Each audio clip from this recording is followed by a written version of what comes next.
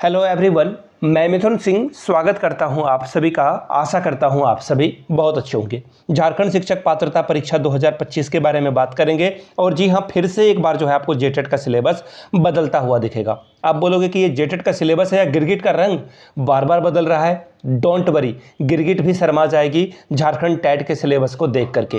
Actually होता क्या है ना कि सरकार के द्वारा जो अधिकारी बैठे होते हैं ना, वो गलत नीतियां लगाते हैं, जिस वजह से छात्रों को सड़क पे उतरना होता है, सिलेबस बदलने के लिए बात करनी होती है, अपने प्रतिनिधित्व को जो है ज्ञापन सौंपना होता है, और फिर वो जो है रिप्रेजेंटेटिव के पास पहुंचता है और फिर जो है सिलेबस बदलने की बात होती है।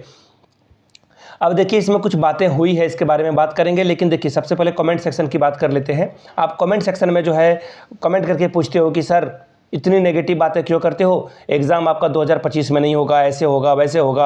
आप जो है बहुत गलत बता रहे हो, नेगेटिव चीज़ें फैला रहे हो। ठीक है, इसके बारे में थोड़ी बात कर लेते हैं पहले। अच्छी पॉजिटिव बातें करने से झारखंड में सब कुछ पॉजिटिव हो जाता ना, तो फिर मैं कुछ भी नेगेटिव नहीं बोलता। झारखंड को मैं पिछले 6 सालों से देख रहा हूँ यूट्यूब के नज़रिए से। यूट्यूब पे मैं 6 सालों से काम कर रहा हूँ और मुझे पूरा भरोसा है कि ये एग्ज़ाम 2025 में कंडक्ट नहीं हो पाएगा। That is harsh reality. कुछ जो नए बच्चे जो हाल में ही बीएड करके आए हुए हैं, उन्हें जो है झारखंड अभी जो है सावन की तरह चारों तरफ हरा हरा ही दिख रहा होगा। बोलते हैं ना, सावन के अंधे को चारों तरफ हरा हरा ही दिखता है। लेकिन देखिए, रियलिटी से भागिएगा तो सब मुसीबत जो है और बढ़ती जाएगी। इसलिए मैं कह रहा हूं कि ये एग्ज़ाम 2025 में कंडक्ट हो पाना मुझे मुश्किल लग रहा है। देखिए, मैं आपको खबर दिखा देता हूं। ये देखिए, कल ही मैंने एक वीडियो बनाई थी, वो भी मैं आपको दिखा देता हूं। देखिए, कल ही ये जो वीडियो है, 1 मिनट में आपको दिखा देता हूं। वेट, ये रहा। देखिए, यहाँ पर देखिए बोला गया कि ये जो सब्जेक्ट है संथाल के लिए क्षेत्रीय भाषा में जो खोट्टा है, बंगला है, पलामू के लिए नागपुरी है, इसमें देखिए खास करके ना ये मुंडारी भाषा को खूंटी में लागू करने के लिए जो है बात की जा रही थी। अब देखिए, अब एक नई अड़चन आई है सामने, वो भी मैं आपके साथ साझा कर देता हूँ। ये देखिए, यहाँ पर आप देख रहे होंगे, ये जो है वित्त मंत्री हैं झारखंड के राधा कृष्ण किशोर। हो सकता है कि एग्जाम में ये पूछा जाए करंट अफेयर्स वगैरह में, तो इसको ध्यान में रखिएगा। तो राधा किशोर जी ने जो है जेटेट परीक्षा में जो जिलावार जनजातीय और क्षेत्रीय भाषा की अनिवार्यता पर जो है सीट आई थी, सूची आई थी, उस पर जो है सवाल उठाया है। और इन्होंने कहा है कि पलामू में भोजपुरी लोग बोलते हैं, भोजपुरी को शामिल करिए। हालांकि भोजपुरी अंगिका मगही को बाहर कर दिया गया है। ऐसे में देखिए, मैं आपको अंदर की खबर बता रहा हूँ, जो चीज़ें बिल्कुल दिक्कत जो है पैदा कर सकती है। ठीक है, वो आपने एक जजमेंट पढ़ा होगा, उसमें बोला गया है कि अंगिका, भोजपुरी और मगही झारखंड में नहीं चलेगा।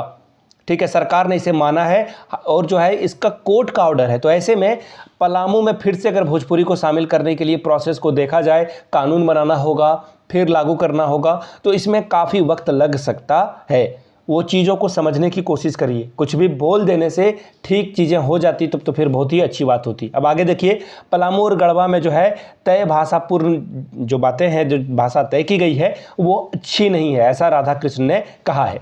अब एक और खबर देख लीजिए, यहीं पर है। खूंटी जिले की सूची में शामिल होगा मुंडारी भाषा। देखिए, इस पे बहुत विवाद हो रहा था, बहुत सारे लोग मैसेज कर रहे थे कि मुंडारी भाषा जो है भगवान बिरसा का जो है अपमान है, यहाँ के लोग मुंडारी भाषा बोलते हैं, और ऐसे में मुंडारी भाषा को ही हटा दिया गया है खूंटी से, तो ये गलत है। अब देखिए, संदीप जो विधायक है वहाँ से संदीप जो वहाँ से विधायक हैं, उन्होंने जो है जाकर के हेमंत सोरेन से मुलाकात की और इस मुद्दे से सरकार को रूबरू कराया कि सर, जो जेटेट में खूंटी भाषा में जो क्षेत्रीय भाषा मुंडारी को शामिल किया गया है, शामिल नहीं किया गया, इसे शामिल करिए और फिर आगे बढ़िए। अब देखिए, इसमें कहा गया है, सीएम ने जो है शिक्षा सचिव को निर्देश दे दिया कि हाँ, ये काम आप ठीक से कर दीजिए।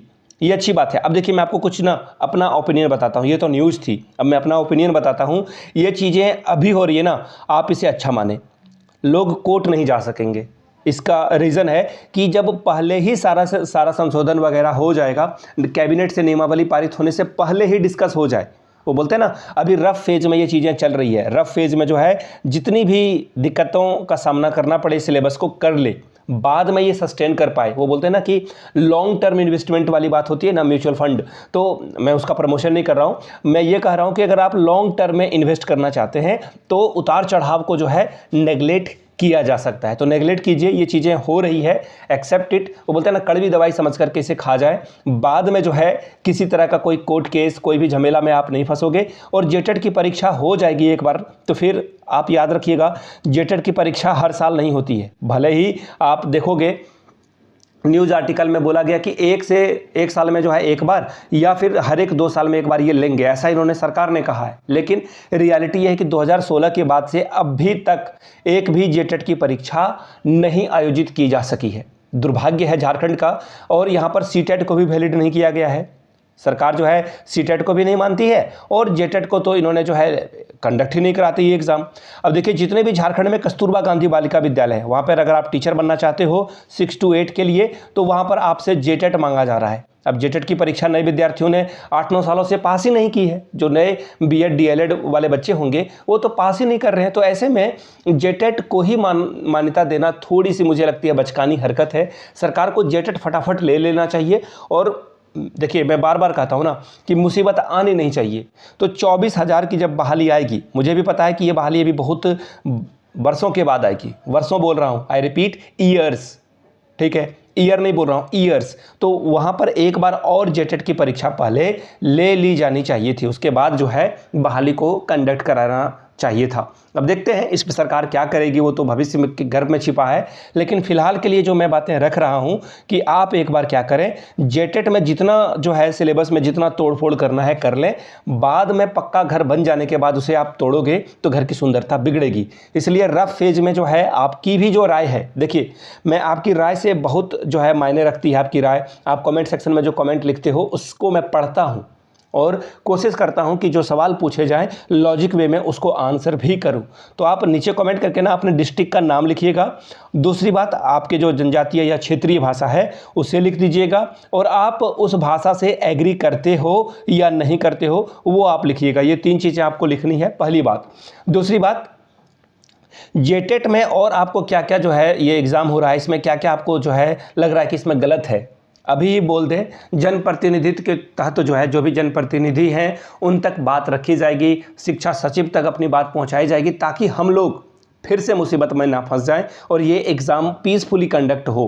पीसफुली कंडक्ट होने का मतलब है कैबिनेट में जाकर फिर बदलाव कर पाना थोड़ा मुश्किल होता है। तो ऐसे में कैबिनेट से जाने से पहले जितनी भी त्रुटियां आपको दिख रही है, आई रिपीट, जितनी भी त्रुटियां या फिर आपको लग रहा है कि यहाँ पर फंस सकता है मामला, तो कमेंट करके आप लोग बताइएगा। आपके सुझाव से चीज़ें आगे बढ़ेगी और एग्ज़ाम कंडक्ट जल्दी हो पाएगा। बार बार आप छोटे छोटे चीज़ों को उठाओगे तो ये एग्ज़ाम लंबा फंसेगा। 2026 के फर्स्ट 3 मंथ में भी ये हो पाए, ये इसकी संभावना कम हो जाएगी। तो ऐसे में पढ़ाई जारी रखें। जो सिलेबस अभी मिला है आपको, सीडीपी का, साइंस का सिलेबस दिया गया है, हिंदी का सिलेबस दिया गया है, वहाँ से अपनी पढ़ाई को आप लोग जारी रखेंगे। तो चलिए मिलते हैं अगले वीडियो में। वीडियो को यहाँ तक देखने के लिए आप सभी का बहुत बहुत शुक्रिया। Have a good day.